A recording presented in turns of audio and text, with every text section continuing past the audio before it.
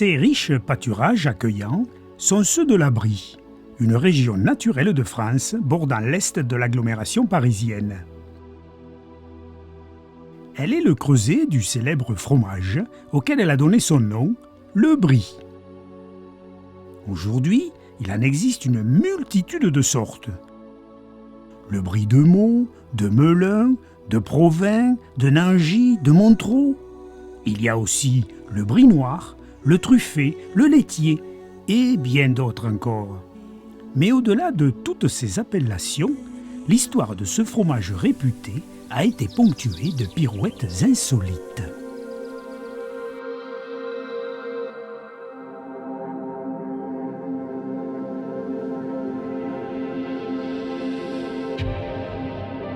Pour les découvrir, il faut remonter à ses origines. On sait tous que les premiers hommes ont découvert le fromage en élevant du bétail. Au début, le produit est rustique et aigre, mais son goût s'affine au fil du temps et des techniques qui se développent. Il se disait alors que les fromages gaulois étaient parmi les meilleurs du monde. Au début du Moyen Âge, au fin fond de la Brie pouilleuse, des moines s'activent dans un petit monastère perdu dans la nature. C'est celui de Reuil-en-Brie, à 2 pas de la ville de Meaux. Ils fabriquent eux aussi du fromage et sont très soucieux de faire évoluer sa qualité.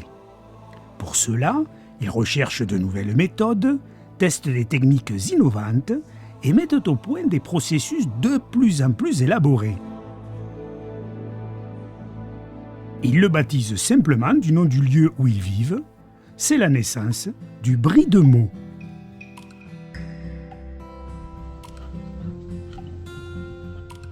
Quelques siècles plus tard, Charlemagne, visitant ce monastère, goûte son fromage. Époustouflé par son goût si délicieux, il ordonne aussitôt qu'on lui en livre un chargement tous les 6 mois dans son palais. Et c'est ce jour-là que ce fromage est devenu roi. Mais c'est Louis XVI qui va asseoir la renommée du Brie de Meaux. On sait tous qu'il était très gourmand et qu'il a été guillotiné en 1793. Ce que l'on sait moins, ce sont les nombreuses gaffes qu'il a commises lors de sa rocambolesque fuite pour échapper à son sort. Et l'une d'elles est devenue une légende. Alors qu'il était talonné par les révolutionnaires, le roi eut soudain une envie irrésistible de fromage. N'en pouvant plus, il fit arrêter son carrosse devant cette auberge à Varennes-en-Argonne. Et il fut capturé alors qu'il se délectait d'un Brie de Meaux bien coulant. Si le Brie n'avait pas été aussi délicieux, le roi n'aurait peut-être pas été capturé ni exécuté. Et la vie que nous avons aujourd'hui serait probablement bien différente.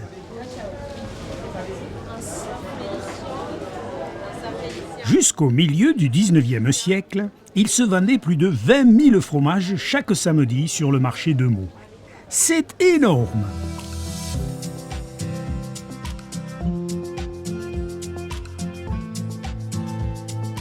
Mais une décision politique va bouleverser ce marché florissant.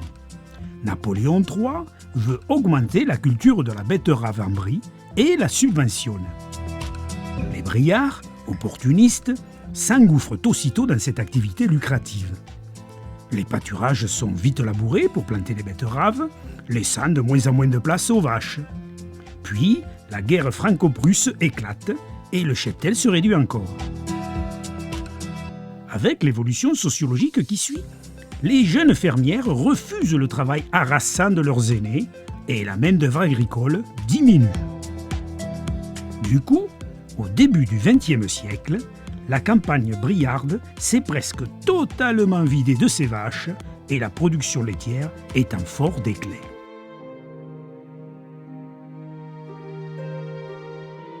Dans le même temps, une toute autre histoire se déroule à 500 km de là, dans l'est de la France. La filière bois meusienne, vieillissante, perd sa compétitivité face au progrès de la sidérurgie qui se modernise.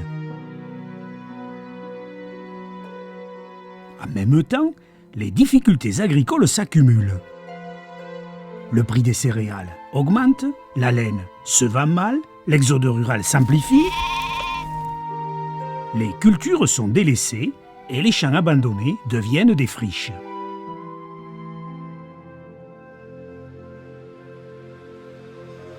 Après une période de vaches maigres, la chance va sourire à cette région.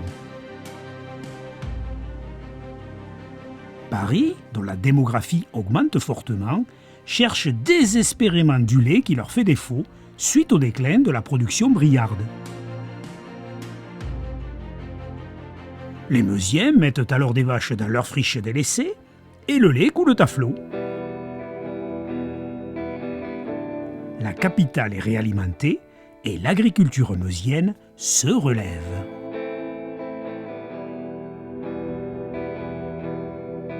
C'est dans ce contexte que Louis Bayeux, un jeune commis-voyageur venu du Nord, arrive en Meuse. Visionnaire et fin stratège, il décèle très vite le potentiel fromager de cette région. Il s'installe à la Maison du Val, où il fonde sa première fromagerie industrielle en 1856.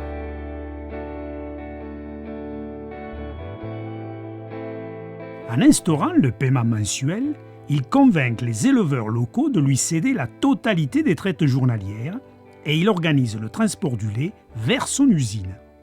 Ils allaient chez les cultivateurs, ils ramassaient le lait, et c'était des cruches dans ce temps-là. Vous savez, les cruches. Après, c'était modernisé, c'était des citernes. Il collecte bientôt plus de 22 000 litres de lait par jour des fermes aux alentours. Il appelle ses fromages industriels façon brie pour les différencier du brie artisanal Briard. La qualité de sa production et son goût constant surprend alors la profession et il remporte tous les concours agricoles.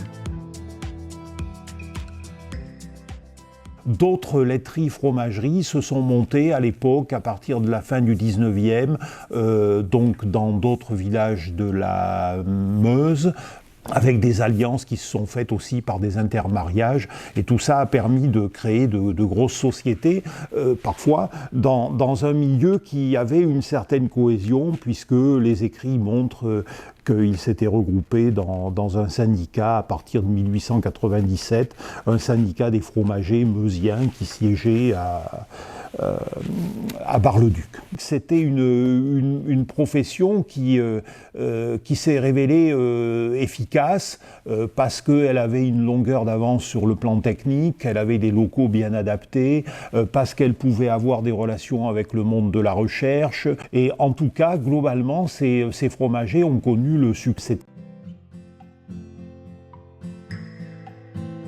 L'ère des fromageries industrielles vient de naître en Meuse et les usines fleurissent.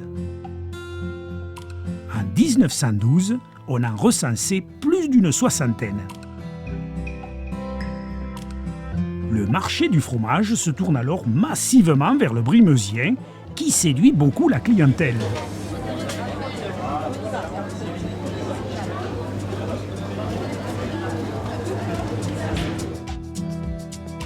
Penaud, les Briards ayant favorisé la betterave lucrative et plus facile à produire, sont détrônés. Dépités, ils ne sont toutefois pas moribonds. Une sorte de régionalisme fromager renaît alors en Brie. La Société d'agriculture de Meaux s'insurge contre les Meusiens et incite les Briards à défendre leur propre fromage. Entre les deux guerres mondiales, une loi sur la répression des fraudes va les aider en évoquant la notion d'origine du produit. Une proposition pour protéger la marque Fromage de Brie est adoptée. Les façons brie meusiens sont évidemment directement visées. Mais les puissants industriels de la Meuse, très influents au ministère de l'Agriculture, ne se laissent pas impressionner. Les Meusiens pourront continuer à produire du brie, mais en rajoutant une mention pour indiquer qu'il est fabriqué en Meuse. C'est ce qu'ils vont faire en l'inscrivant en tout petit sur l'étiquette.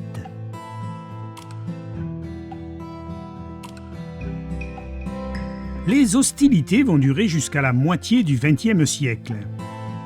Après 1945, de nouvelles lois sont promulguées. L'ancrage au terroir est renforcé et l'appellation d'origine contrôlée fait son apparition officielle.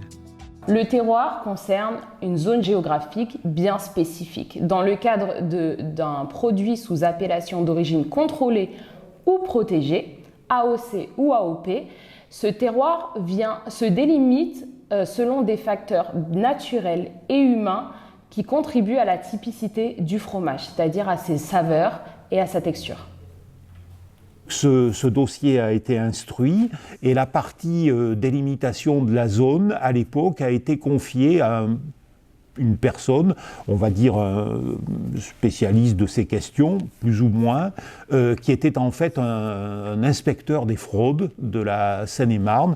Cette personne, elle s'est fondée sur un certain nombre de critères. Alors, il y a eu la géologie, le type de milieu naturel, il y a eu aussi un certain nombre de choses liées à la localisation des fromageries, les aires de collecte, l'antériorité.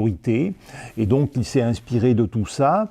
Et en gros, on constate à la fin qu'il a retenu plus ou moins l'ensemble des secteurs dans lesquels on fabriquait du brie, en gros au début du siècle, au début du XXe siècle.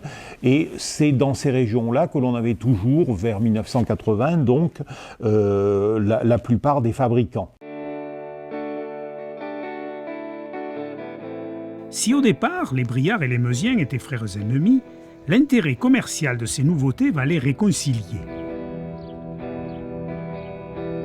En 1971, pour officialiser leur complémentarité, le terroir AOC du Brie de Meaux est alors étendu sans discontinuité de la Seine-et-Marne jusqu'à Meuse. Et tous ces fromages seront appelés Brie de Meaux. En voilà une belle pirouette.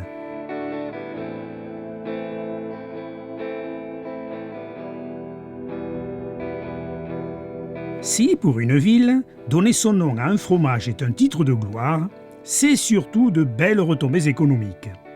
D'autant plus lorsque cette renommée lui vient du fin fond des âges. Les Bries étant parmi les fromages les plus commercialisés de France, la zone de production d'origine a été très largement étendue. Les choix stratégiques Briards, l'avènement de l'industrie fromagère et la puissance des intérêts économiques ont conduit à cette expansion hors du commun. Les Bries de Meaux sont aujourd'hui produits à plus de 80% dans la Meuse, fort loin de leur région d'origine, n'en déplaise aux puristes.